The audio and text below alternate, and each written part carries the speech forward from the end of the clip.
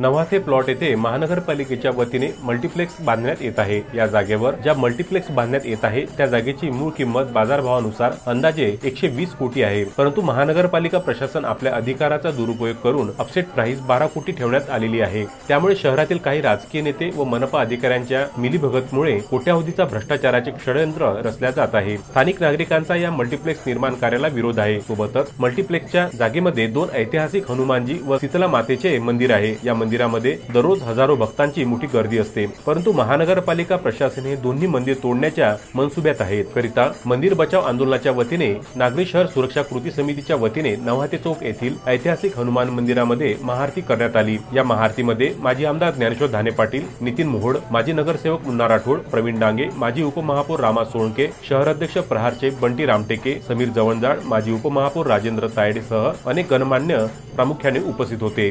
Bureau report, Vidarbha news, Amravati.